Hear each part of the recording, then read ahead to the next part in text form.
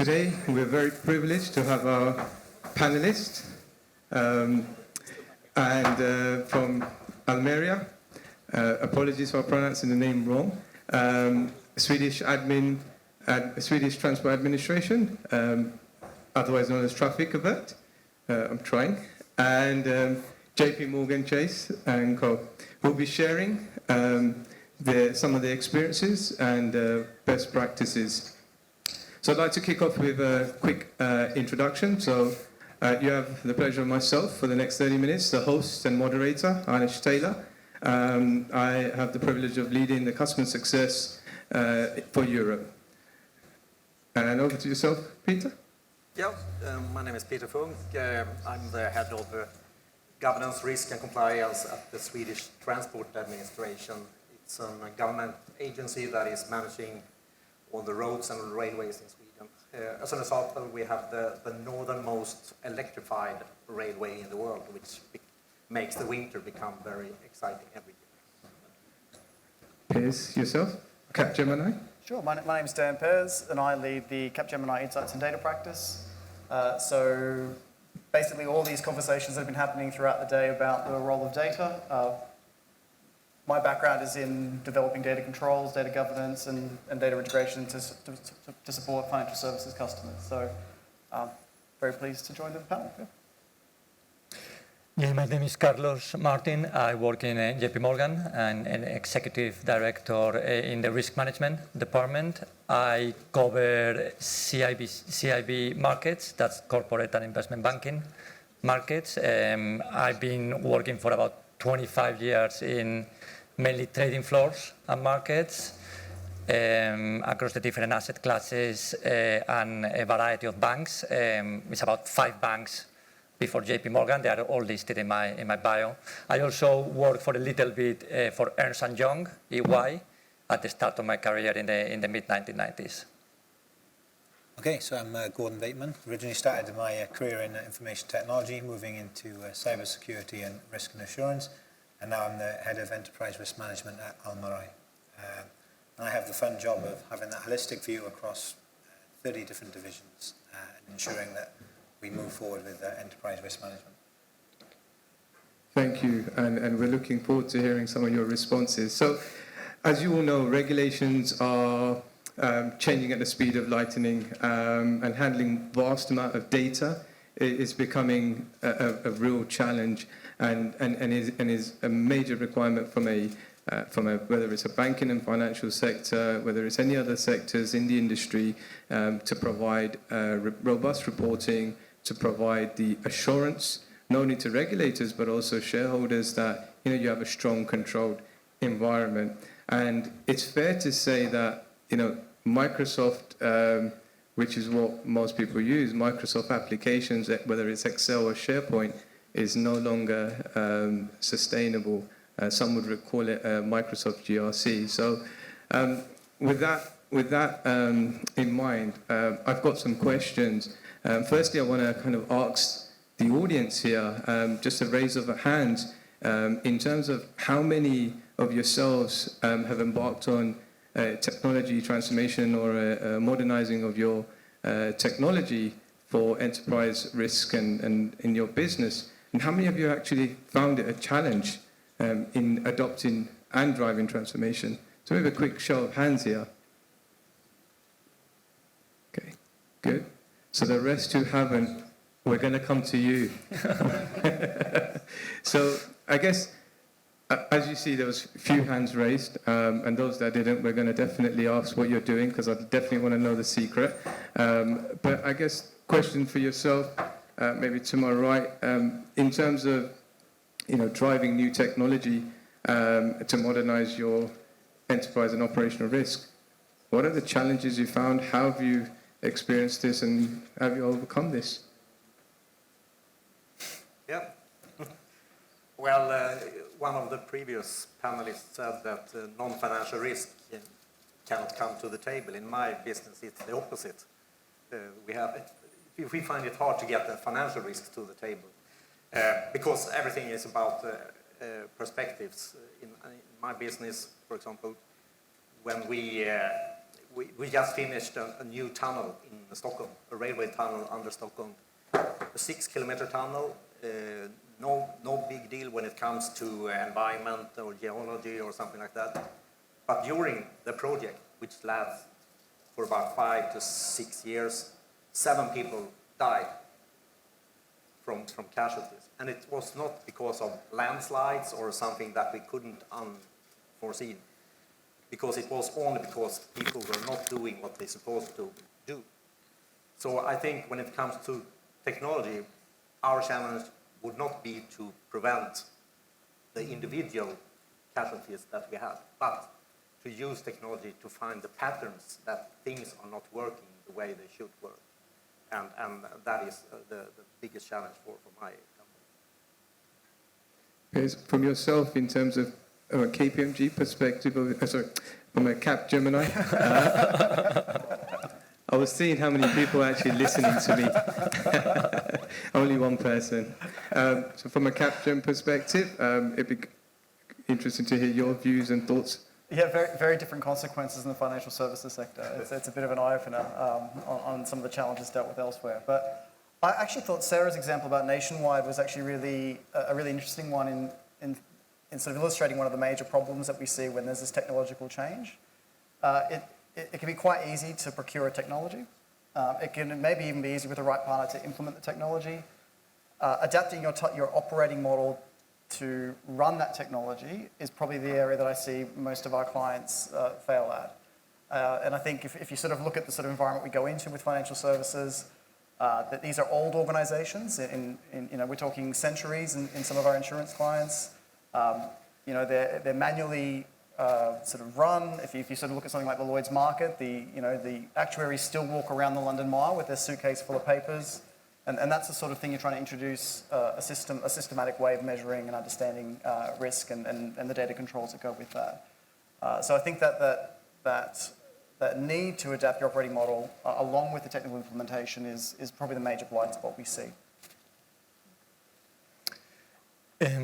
From a sort of large financial institution, I'm working in the non-financial risk area. Yeah, I think it's challenging to bring it to the table. So I'd agree with the previous panel. Obviously, there is a lot of focus on money.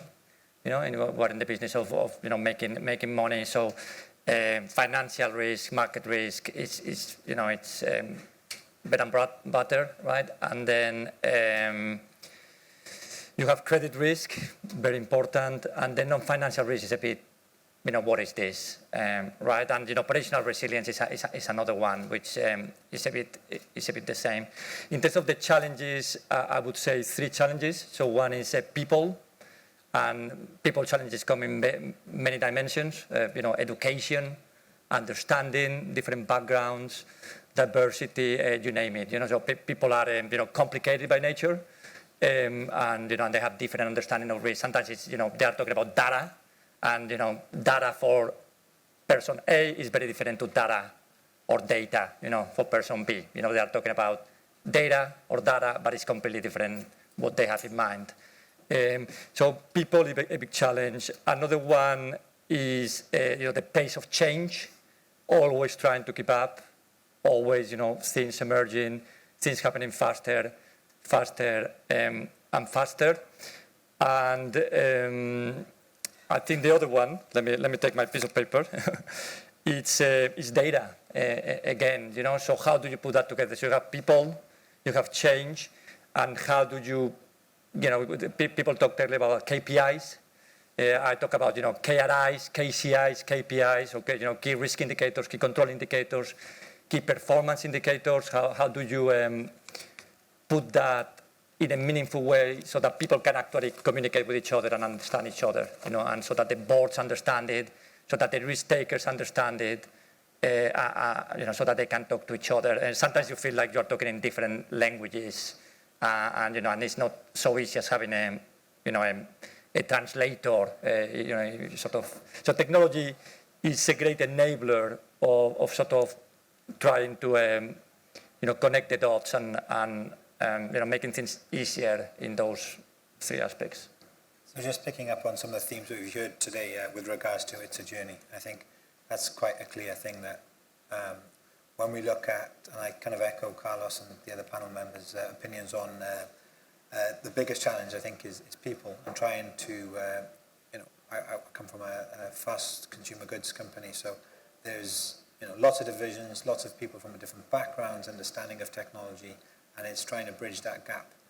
But I think and trying to overcome that is the kind of the benefit of the output with regards to moving away from a manual system to more automation, and the kind of the output and the visibility of what they can get when they utilize or leverage technology.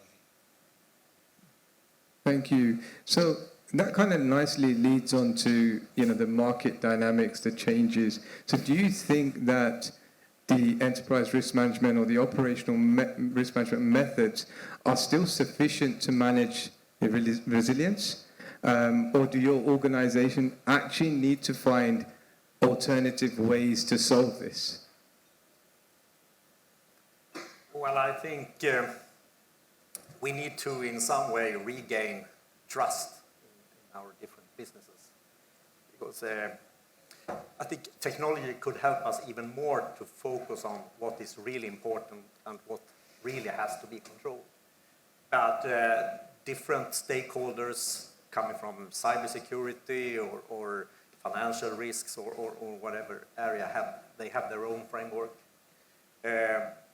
And I guess a lot of people out there in our organizations, they live under an inferno of checklists to be covered.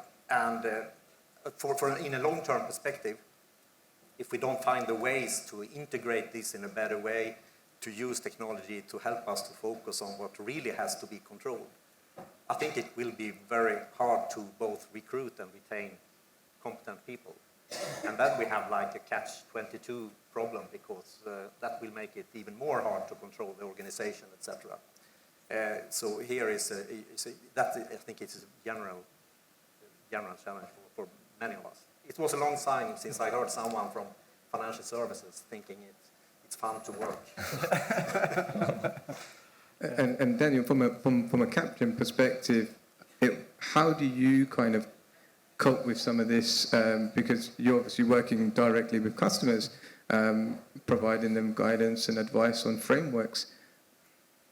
Well, I think we sort of almost linked the previous question. I think that comment around do organizations need to adapt? The answer is yes. And I think if we look at, I think even Peter's comment about this death by checklist, I think that works really well if you're only worried about, well, I would say works well, but you can do it when it's only your organization you're worried about. But if we look at the thematic shifts in how regulation is changing, we're starting to look at a point where you have to be accountable to some extent by your suppliers or through platforms that you deliver your services through. And I think the previous panel had a really good example of the digital bank. The digital bank is just the first version of banking 4.0, where we go from the bricks and mortar to the digital to the banking as a service and then platform as a service kind of model. You won't be able to use those same risk controls today.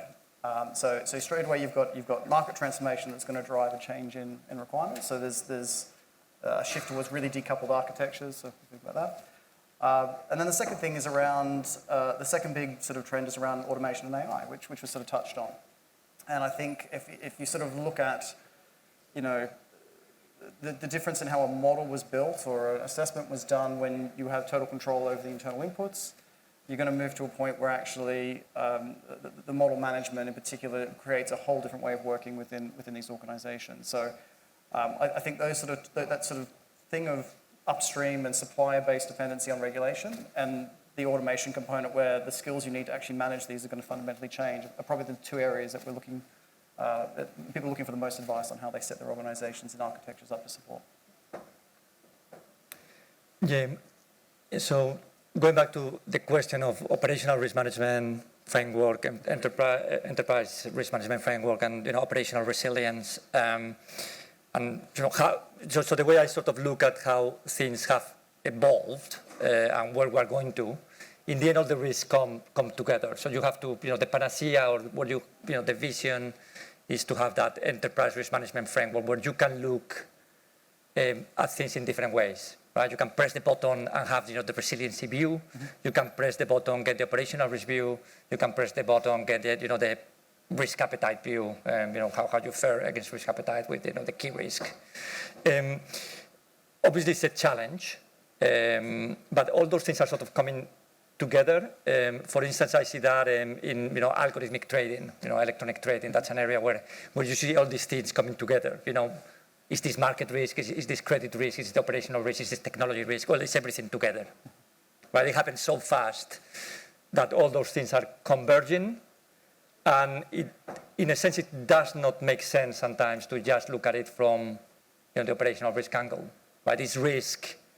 And so you have to think with this sort of wholesale risk mindset, and you have to have an answer to all those questions. And it has to talk to the practitioners. It has to talk to the technology organization or the people with the technology background, as well as the people with a different sort of background.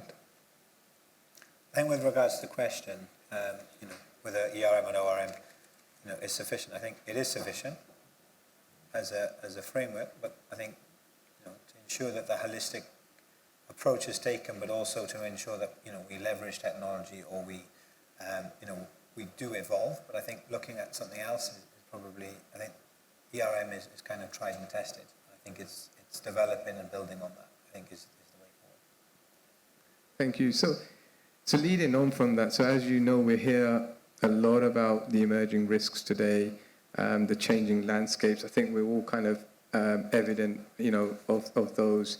And these number of regulators that are out there really pushing organizations to demonstrate their resilience. So what do you think has had the most impact in transforming ERM, ORM, and that has made organizations realize that they need to actually modernize their approach to ensure success, whether it's a technology or from a framework perspective? So I'll go first this time. So I think regulators are a good introducer of, for example, why we need something. And sometimes businesses have trouble, building and building support for, why we must do this or why we must do that. And I think regulators help facilitate that. But I think once that kind of gets going and we have, we've built value on why we have an ERM's, framework and the benefits and the kind of the real-time dashboards and various other things, I think that then helps drive that the organization, the senior management, they see that they have some real-time data, they can make informed decisions, and then that also then steers it into a different direction. Yeah, I would say, so I agree. Regulators help. I think we always complain, about being under the radar of, if it's not one regulator, it's another regulator. But it does help with this journey. I think bad things happening help even more, right? So COVID, it's a terrible, tragedy, particularly, if it's affected someone in your family or whatever it may be, right? But it helps look at things in perspective, So when bad things happen, that's when it sinks with people, right? And they realize, we need to be resilient. Actually, when operational resiliency came out, I think it's already like 5 years or so, here in the UK, the sort of famous paper from the Bank of England, the PRA. I remember looking at this resilient word, what does it mean, right? And again, it sort of took me back to Latin, and resalire or resilire. It's like to jump back, to jump again, because you always think about being strong, but sometimes being strong is not good. It's actually, there are 2 aspects to that. It's about being strong, but also being flexible. And sometimes it's actually much better to be flexible than to be strong, because you can adapt to the circumstances. So resiliency comes in that adapt to change, and continue surviving. So when others fall, whether they are strong or weak, they cannot continue. You continue because you were able to adapt. I really like that observation around these. A regulation can have a halo effect, and I think if I look at something like that's slightly out of, a sort of subset of risk management within our clients, like GDPR. It looked at ostensibly at a single part of their organisation, but it meant they had to have different perimeter controls on their data sources. They had to track critical business processes. They had to go back and look at a whole bunch of things that probably wouldn't have been done without it. So while the core premise of the regulation was sort of met or attacked along a privacy thread, actually it led to this overarching change in how organisations thought about managing controls around their systems and data. Now, in my opinion, regulators and inspectors, they do a lot of good things, but the problem is that when they report deficiencies to us, we take that deficiency and we write a new instruction and just, are you happy with this? Yes, okay, into the black box, and nobody really knows. It has no context. Nobody knows about this new control or whatever it is. So we need to improve ourselves to be in the front seat. So that we find the deficiencies ourselves, using technology, using more of expert systems, so that we can put it into our strategy on how to modernize our processes, to get more like value-flowing business processes, digitalized processes, etc. So that you have this context that we are lacking from this old tradition behavior. So, and when we talk about regulations and how do you modernize your organization's enterprise risk management, and enterprise risk management, as the name suggests, it spans across your organization. So how do you really kind of break those silos? Because regulation can impact multiple risks, multiple parts of your business. So what's the key challenge, and what's some of the successes around breaking those silos down?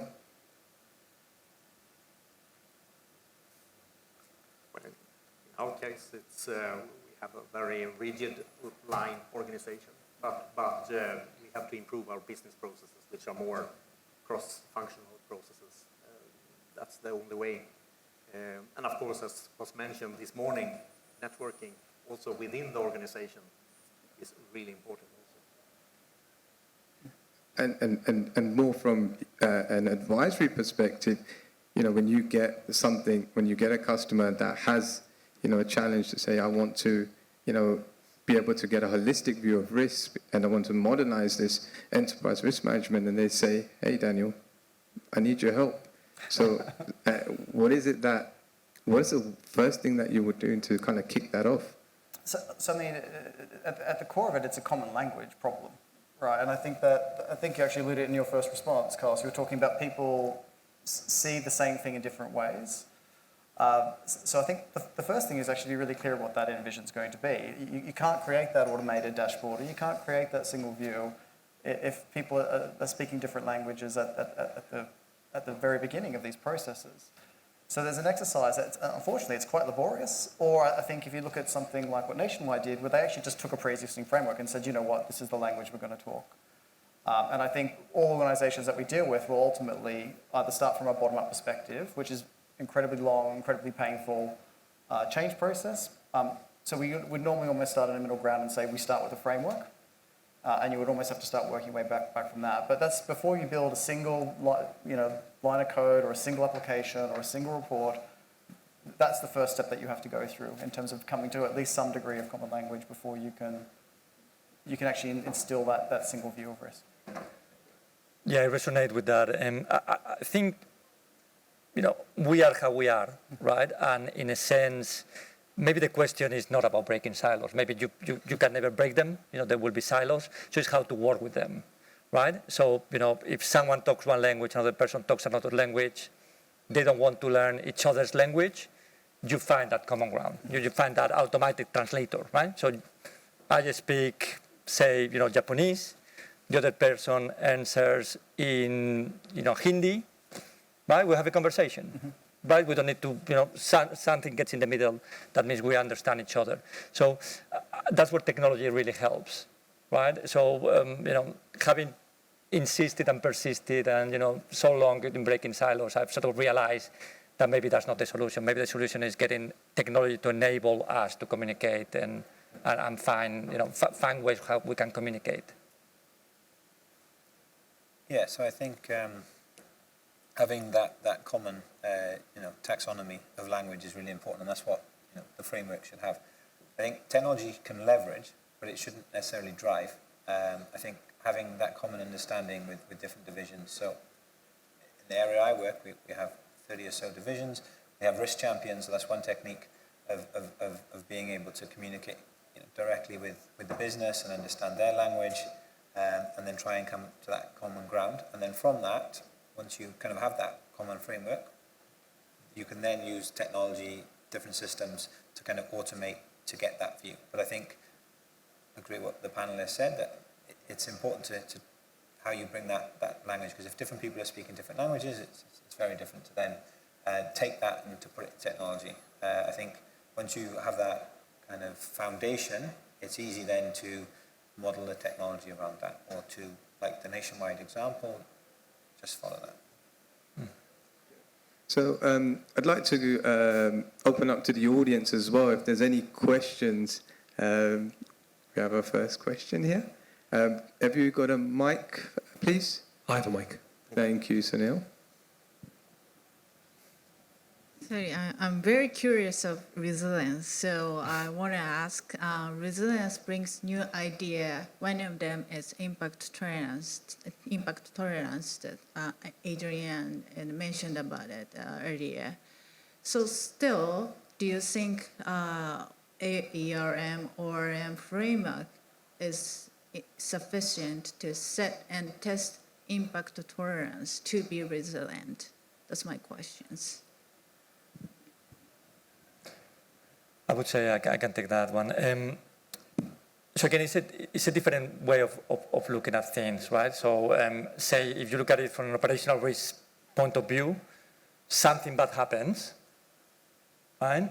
And then you just log it. You log it in your database. This is an operational risk event. We lost money. This is what happened, right?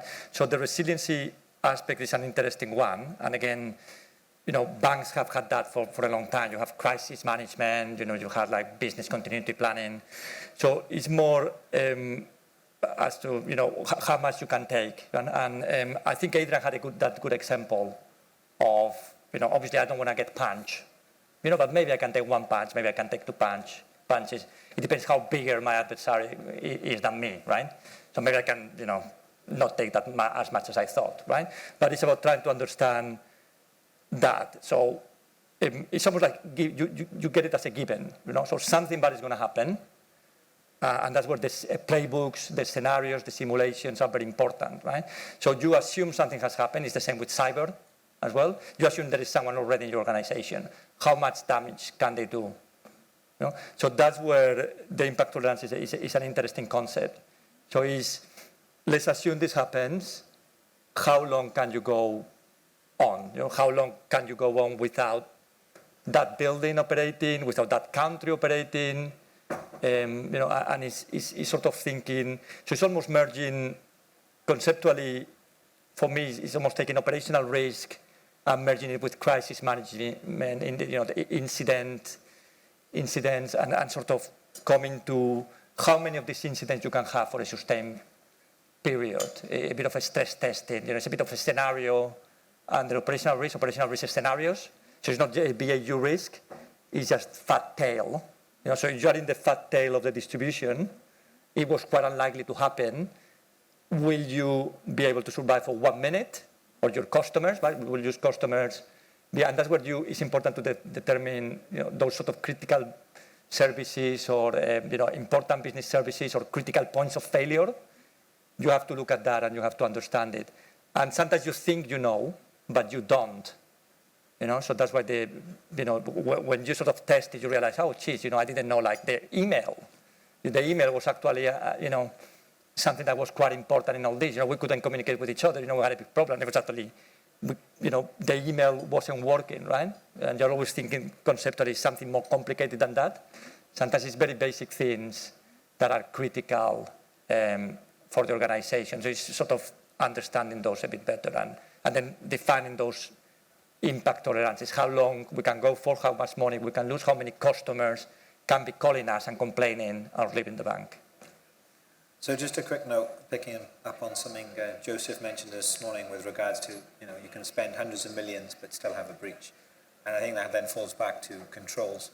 And, the ARM framework can and should, help drive what's it called, control effectiveness testing to ensure that, there is, that then helps with operational resilience. I think then picking up on what Carlos just mentioned, I think a lot of organizations have simulated crisis management and a test to go through, what would happen in this scenario, even though, crises happen fairly regularly. I think it's important to, to kind of have that scenario planning and to run through it to kind of then understand. And often those are done in silos as well. So I think one thing that my team have been working at recently is testing with the upstream and downstream divisions and parts to ensure that, okay, if this happens, how does it impact another division and vice versa? And I think bringing multiple teams into the room helps expand, okay, if we do this, it will impact that. Yeah, end to end. Great. How are we doing for time? Well, I want to give everyone time to have a break. So I'm going to say thank you very much to our panelists. Anesh, thank you very much as well. Let's keep the conversations going. Let me give you guys a round of applause first.